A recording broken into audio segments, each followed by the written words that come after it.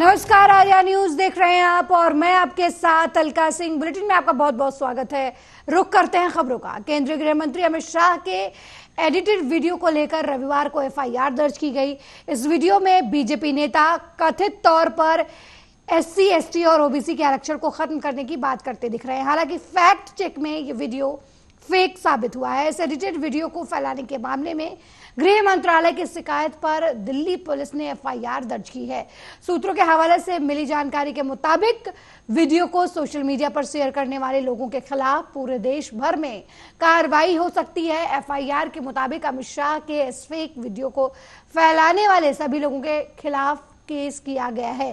Fake video में BJP नेता अमित शाह को कहते दिखाया गया है कि सरकार बनते ही एससी, एसटी और ओबीसी के आरक्षण को खत्म कर दिया जाएगा। वहीं असल में केंद्रीय गृह मंत्री ने सरकार बनते ही मुस्लिम समुदाय को दिए जा रहे आरक्षण को हटाने की बात कही थी। गौरतलब है कि हाल ही में कर्नाटक सरकार ने मुस्लिमों को ओबीसी सूची में शामिल करने का फैसला लिया था।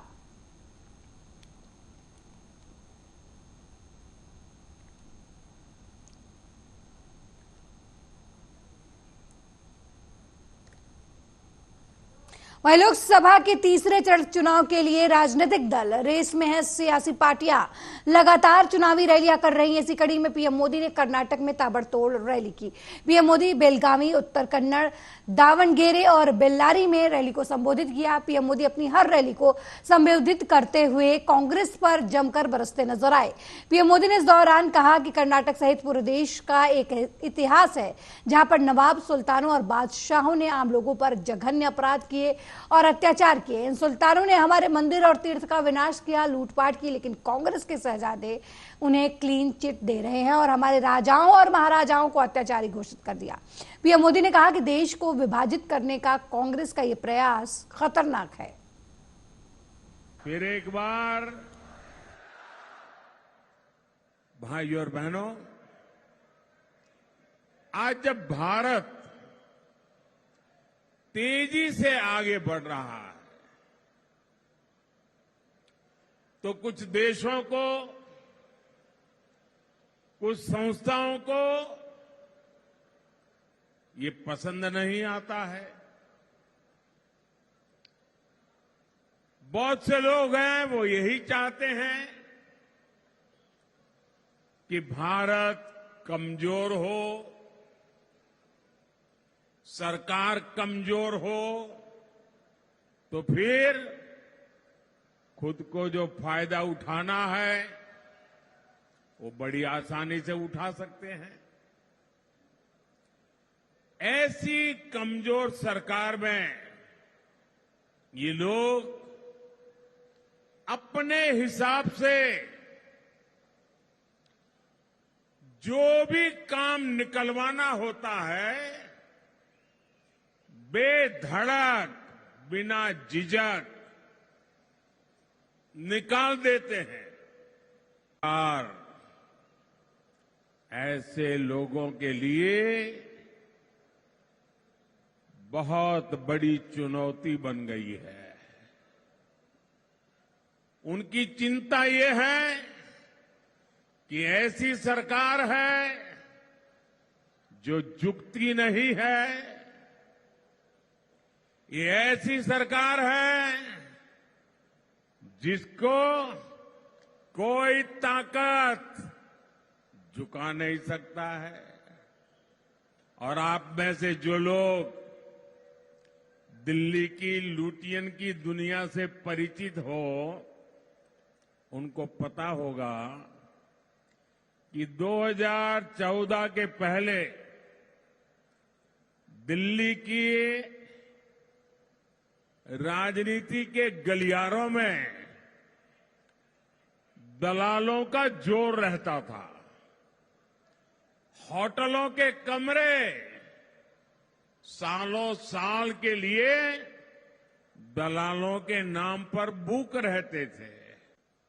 कांग्रेस के ऐसे रवैये के कारण बेंगलुरु के कैफे में बम ब्लास्ट करने की हिम्मत हुई। सबसे बड़ी चिंता की बात यह है कि कांग्रेस के राज में हमारी बेटियां भी सुरक्षित नहीं है। हुबली के कॉलेज में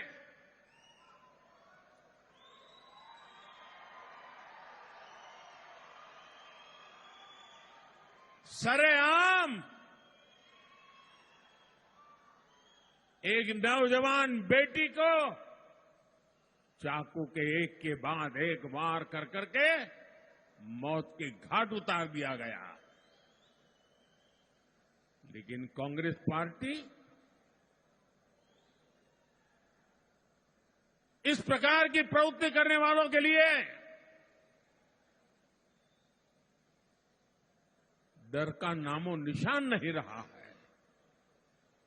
उल्टा जिनकी बेटी मारी गई वो पूरा परिवार बेचारा चिंता में जी रहा है। वहीं प्रधानमंत्री मोदी की ओर से राहुल गांधी पर की गई टिप्पणी को लेकर कांग्रेस के सीनियर नेता जयराम रमेश ने कड़ी प्रतिक्रिया व्यक्त की है। उन्होंने कहा कि प्रधानमंत्री नरेंद्र मोदी ने सांप्रदायिक पूर्वाग्रहों और भावनाओं को भड़काने के लिए राहुल गांधी के हर बयान को दुर्भावनापूर्ण तरीके से तोड़ मरोड़ कर पेश किया है।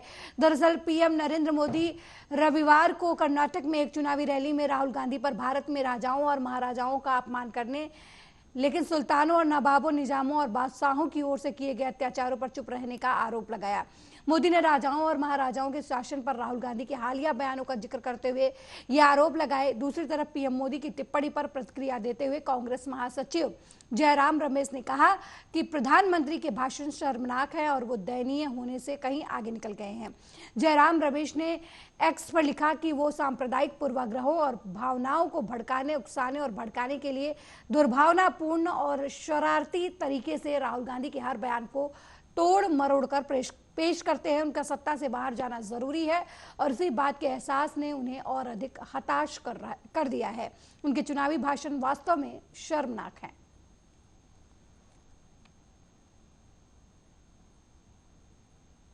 बेचा गया। गृह मंत्री जी, जब एयरपोर्ट, अलग अलग शहरों में एयरपोर्ट भेजे गए प्रधानमंत्री के चहीते दोस्त को, क्या आरक्षण खत्म नहीं हुआ? जब एयर इंडिया बेचा गया, क्या आरक्षण नहीं खत्म हुआ? जब आप स्टील कंपनी, इस्पात के कारखाने और तेल के रिफाइनरी बेचने में लगे हुए थे, क्या वहां आरक्षण नहीं खत्म होने वाला था? पहले आईपीसीएल बेचा गया, बीएसएनएल बेचा गया, अशोक होटल बेचे गए कई शहरों में, क्या वहां आरक्षण नहीं खत्म हुए? ये आपकी निजीकरण की जो नीति आपने अपनाई है पिछले 10 सालों में, इसका यही तो नतीजा है कि अनुसूचित जाति, अनुसूचित जनजाति और पिछड़े वर्गों के लिए आरक्षण खत्म कर दिया है और लाखों लोगों के लिए रोजगार के रास्ते बंद हो चुके हैं। इसीलिए तो हम बार बार कह रहे हैं आप आरक्षण के खिलाफ हैं। वहीं मध्य प्रदेश के पूर्व मुख्यमंत्री शिवराज सिंह चौहान शिवपुरी जिले के बैराड़ा पहुंचे, जहां पर उन्होंने भारत सिंह कुशवाहा के पक्ष में चुनावी सभा को संबोधित किया। आपको बता दें कि शिवपुरी जिले की 2 विधानसभा करैरा और पोहरी दोनों ही ग्वालियर लोकसभा क्षेत्र में आती हैं।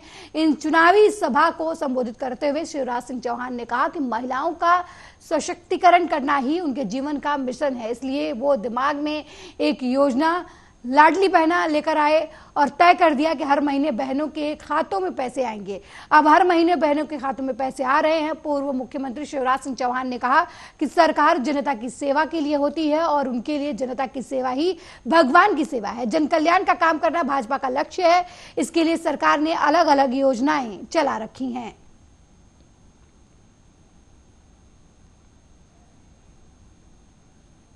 वहीं बैतूल जिले के चिरचोली ब्लॉक के मलाजपुर में लोकसभा में भाजपा प्रत्याशी डीडी उइके के समर्थन में प्रदेश के सीएम डॉक्टर मोहन यादव बैतूल के मलाजपुर पहुंचे, जहां पर सबसे पहले सीएम मलाजपुर के प्रसिद्ध गुरु साहब बाबा की समाधि स्थल पहुंचे, जहां पर माथा टेका और पूजा अर्चना की। इसके बाद मुख्यमंत्री मोहन यादव ने आम सभा को संबोधित किया, जहां पर बीजेपी प्रत्याशी दुर्गादास उइके के समर्थन में वोट मांगकर फिर से नरेंद्र मोदी को प्रधानमंत्री बनाने की अपील की। आपको बता दें कि बैतूल घोड़ा डोंगरी क्षेत्र मलाजपुर के गुरु साहब बाबा समाधि स्थल यादव समाज के आराध्य माने जाते हैं। इसमें यादव समाज बाहुल्य क्षेत्र माना जाता है। यहाँ के यादव समाज को साधने की एक बड़ी रणनीति के तहत मुख्यमंत्री की आम सभा का आयोजन किया गया। आम सभा में मीडिया कर्मियों को कवरेज के लिए उचित जगह नहीं मिली, जिससे उन्हें परेशानियों का सामना भी करना पड़ा। वहीं सभा स्थल पर उपस्थित जनसमूह के पेयजल का इंतजाम भी नजर नहीं आया। लोकसभा चुनाव में भाई साहब 7 तारीख को मतदान है हमारे यहाँ और बढ़िया बहुत ज़्यादा बहुमत से जीतेंगे हमारे दुर्गा प्रसाद जी DDU के 5 लाख वोटों से। राहुल गांधी भी चुनावी मैदान में है। प्रधानमंत्री जो देश में अभी वर्तमान में एक ही नारा चल रहा है, मोदी मोदी मोदी, जिन्होंने भारत देश को आज इस स्थिति में पहुंचा दिया है कि हम विश्व गुरु बनने की ओर चल रहे हैं। और विश्व गुरु मोदी जी रहेंगे तो अवश्य एक बार हमारा भारत बनेगा। पूरे विश्व की निगाहें हमारे भारत पे हैं। योजनाएं तो बहुत सारी हैं, लेकिन सबसे पहला मकसद है देश की रक्षा, संविधान को बचाना और गरीबों को बचाना। वहीं छत्तीसगढ़ के बेमेतरा से दर्दनाक खबर आई है, जहां माजदा और पिकअप गाड़ी के बीच भीषण टक्कर हो गई। इस खौफनाक सड़क हादसे में 8 लोगों की मौके पर ही मौत हो गई। मृतकों में 3 बच्चे 5 महिलाएं शामिल हैं। गाड़ी में 40 से 50 लोग सवार थे। जानकारी के मुताबिक पिकअप गाड़ी में सवार सभी लोग समधिन भेंट कार्यक्रम में जा रहे थे। हादसा उस वक्त हुआ जब वे ग्राम तिरैया से लौट रहे थे। कार्यक्रम से वापस लौटने के दौरान उनकी गाड़ी जैसे ही ग्राम कठिया पहुंची, वैसे ही यहाँ खौफनाक हादसा हो गया। सभी लोग पर पथरर्रा के निवासी बताए जा रहे हैं। घायलों को इलाज के लिए बेमेतरा जिला अस्पताल सिग्मा स्वास्थ्य केंद्र में भर्ती कराया गया है। SP रामकृष्ण साहू ने इसकी जानकारी देते हुए बताया कि एम्बुलेंस से सभी घायलों को इलाज के लिए अस्पताल भेजा गया है। इस घटना में 8 लोगों की मौत हो चुकी है, जबकि 18 लोग घायल बताए जा रहे हैं। इन 18 लोगों को 3 गंभीर रूप से घायल बताए जा रहे हैं, जिन्हें बेहतर इलाज दिया जा रहा है। कलेक्टर के साथ घायलों से मुलाकात भी उन्होंने की है। डॉक्टरों को उचित इलाज के लिए निर्देश भी दिए गए हैं। यह हादसा उस वक्त हुआ जब पिकअप के ड्राइवर ने सड़क किनारे खड़े ट्रक में गाड़ी घुसा दी।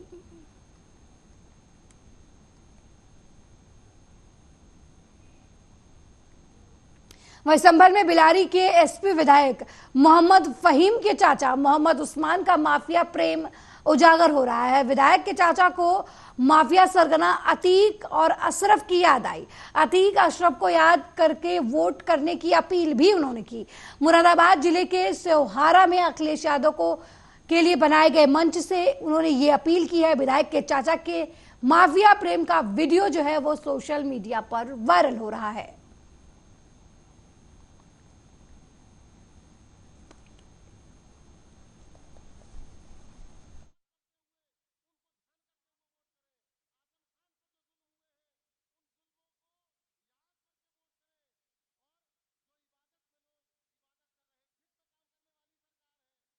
हटाने के लिए वोट करें।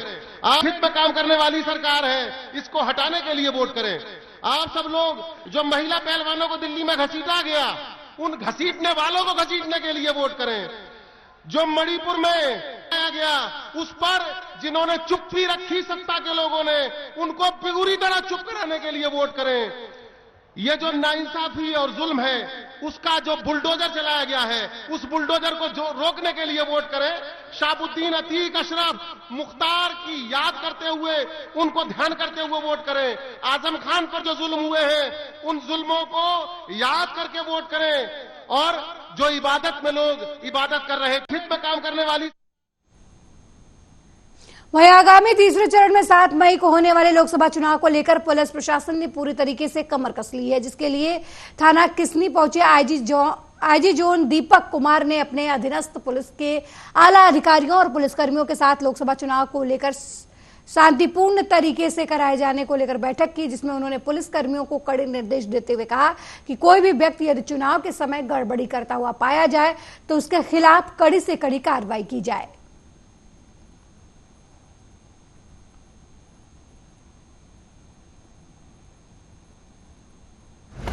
कुछ नहीं सर, एक बात देखिए, भारत निर्वाचन आयोग के निर्देशानुसार जो सामान्य आम चुनाव होने जा रहे हैं, उसमें तृतीय चरण में मैनपुरी में चुनाव हो रहा है। इस तृतीय चरण में पुलिस की जो व्यापक बंदोबस्त से माननीय भारत निर्वाचन आयोग के निर्देशानुसार हम लोगों ने फरवरी महीने से इसकी तैयारी कर ली है और हम लोग की पूरी तैयारी है। लगातार एसएसपी साहब और इनकी टीम के द्वारा जो LOR रिपोर्ट है वो भेजी जा रही है। 80% से ज़्यादा के करीब जो असलहे थे या थाने में जमा कराए गए या जो दुकानें में शस्त्र की जगह वहाँ जमा कराए गए जी। और जो शस्त्र की फैक्ट्रियाँ थी उसको इनके द्वारा एसएसपी साहब का कम से कम 3 से ज़्यादा शस्त्र की फैक्ट्रियाँ इनके द्वारा पकड़ी गई। वहीं बिजनौर के थाना धामपुर के RSM तिराहे पर SBI के ATM में अचानक आग लग गई। देखते ही देखते आग ने विकराल रूप धारण कर लिया। वहीं घटना की जानकारी पाकर मौके पर पहुंची फायर ब्रिगेड की टीम ने आग पर काबू पाया।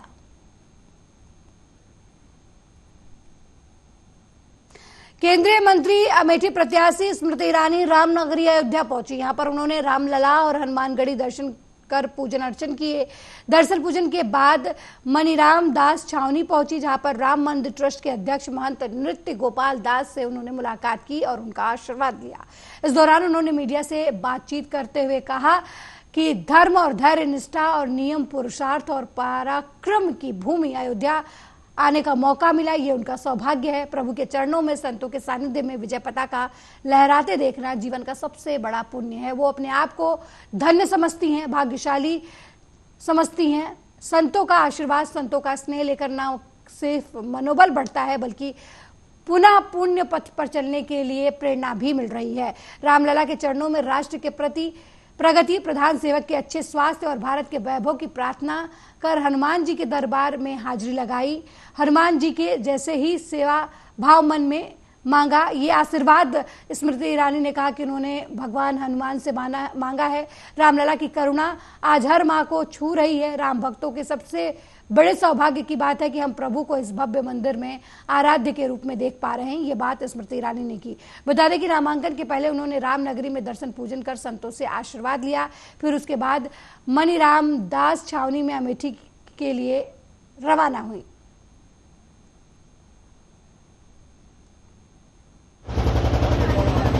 धर्म और धैर्य, निष्ठा और नियम, पुरुषार्थ और पराक्रम की भूमि अयोध्या पर जो भी सनातनी ये सौभाग्य रखता है कि आकर प्रभु के श्री चरणों में संतों के सानिध्य में सनातन की विजय पताका को लहराते देखे, ये उसके जीवन का सबसे बड़ा पुण्य है।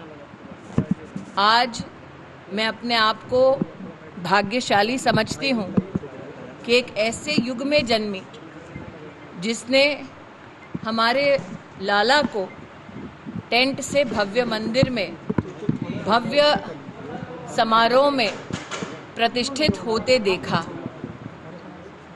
आज विशेषतः संतों का सानिध्य पाकर, उनका स्नेह और आशीर्वाद पाकर मनोबल न सिर्फ बढ़ता है बल्कि पुण्य पथ पर चलने के लिए आज पुनः इनसे प्रेरणा पा रही हूँ। धर्म और धैर्य।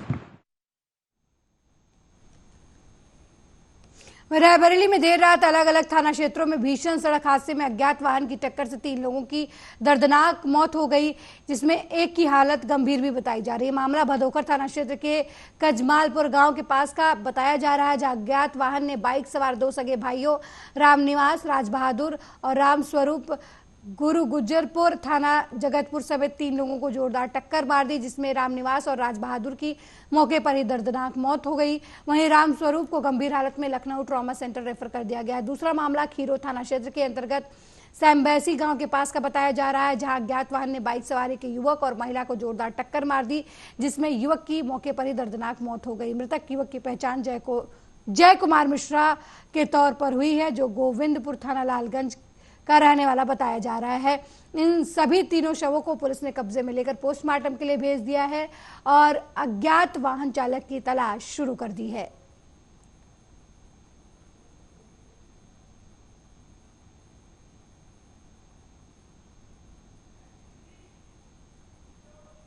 वहीं नर्मदापुरम में शनिवार देर रात ग्राम खापड़खेड़ा पुल के नीचे मिली संदिग्ध परिस्थितियों में 100 को लेकर पुलिस ने खुलासा किया है। एसडीओपी मोहित कुमार यादव ने इस मामले का खुलासा करते हुए अनुविभागीय अधिकारी पुलिस मोहित यादव के बताया कि 24 वर्षीय युवक नीलेश यादव की हत्या प्रेम प्रसंग के चलते हुई इसके मित्र द्वारा उसकी हत्या की गई है। मिली जानकारी के मुताबिक संदिग्ध को गिरफ्तार कर पुलिस पूछताछ कर रही है।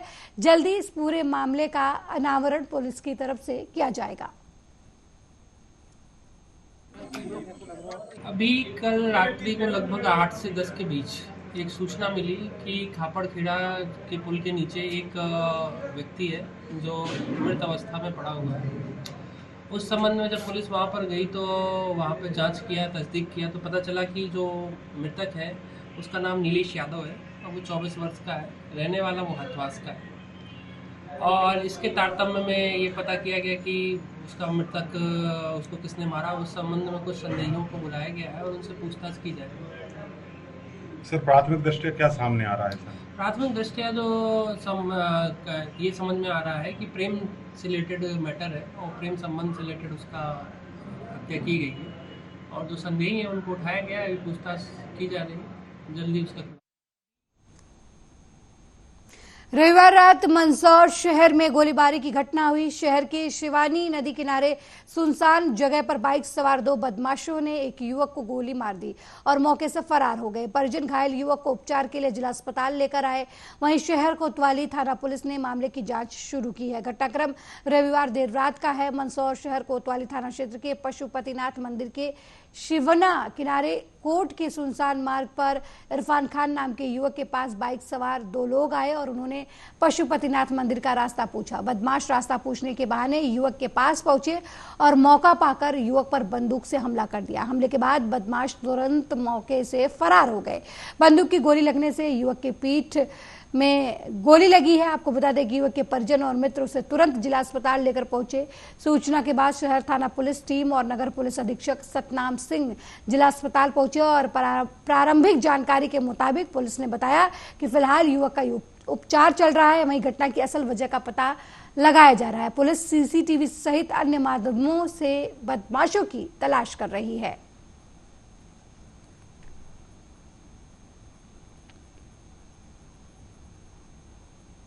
नाम का लड़का है, 28-30 साल की उम्र है इसकी। ये कोहिनूर बस है उसमें काम करता है ये। तो इसकी पीठ पर गोली लगने के बारे में जानकारी मिली है। अभी इससे पूरी बात नहीं हो पाई है। ये अंडर ट्रीटमेंट है लड़का। जब ये उसका जो फर्स्ट ट्रीटमेंट की कार्रवाई हो जाएगी तो हम क्लियर करेंगे कि किसने मारी है, क्या संभावना है और घटना क्यों हुई है, ये सब हम क्लियर करेंगे। हाँ, ये इरफान नाम का लड़का है, 28-30 साल की उम्र है इसकी। ये कोहिनूर बस है उसमें काम करता है ये। तो इसकी पीठ पर गोली लगने के बारे में जानकारी मिली है। अभी इससे पूरी बात नहीं हो पाई है। ये अंडर ट्रीटमेंट है लड़का। जब ये उसका जो फर्स्ट ट्रीटमेंट की कार्रवाई हो जाएगी तो हम क्लियर करेंगे कि किसने मारी है, क्या संभावना है और घटना क्यों हुई है, ये सब हम क्लियर करेंगे। हाँ, ये इरफान नाम का लड़का है। पूरा मामला तामिया विकासखंड के राजथरी गांव का है, जहां पर आंगनवाड़ी केंद्र में तैनात कुसुम 1991 में बेहद कम सैलरी पर काम कर रही थी, लेकिन बाहरी व्यक्ति सीमा उइके के द्वारा बनाकर आंगनवाड़ी में ताला लगा दिया गया। बिना किसी लीगल परमिशन के दूसरी जगह आंगनवाड़ी लगाने लगी। हैरानी की बात तो यह है कि महिला का किसी भी सरकारी रिकॉर्ड में कोई भी लीगल दस्तावेज नहीं है, लेकिन फिर भी वो आंगनवाड़ी संचालित कर रही हैं। आज तक इस पर कोई कार्रवाई नहीं हुई है। जब पीड़िता ने कुसुम बाई ने इस पूरे मामले की शिकायत वरिष्ठ अधिकारियों से की, लेकिन अभी तक उनको राहत नहीं मिली है। मामला कोर्ट में चल रहा है। बावजूद इसके कोर्ट के निर्देश पर सीमा उइके परियोजना अधिकारी ने उनकी तैनाती कर दी है, लेकिन इसके बाद भी जबरन स्कूल भवन के किचन सेट पर आंगनवाड़ी संचालित हो रही है। कोर्ट में मामला होने के बाद कुसुमबाई को आज भी न्याय नहीं मिल पा रहा है, लेकिन पूरे मामले में हमारी टीम ने इसे प्रमुखता से दिखाया है। अब देखना होगा कि कुसुमबाई को इंसाफ मिलता है या नहीं।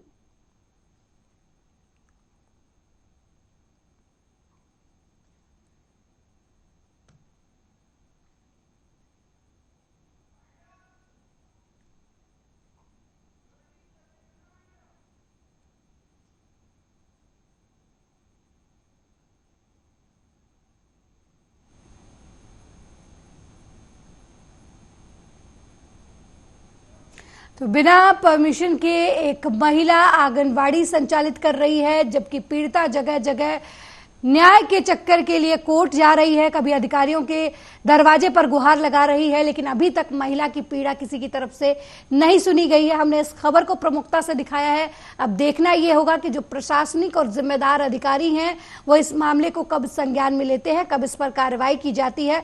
मेरे साथ इस बुलेटिन में फिलहाल इतना ही। देश दुनिया की तमाम खबरों को देखने के लिए देखते रहिए आर्या न्यूज। नमस्कार।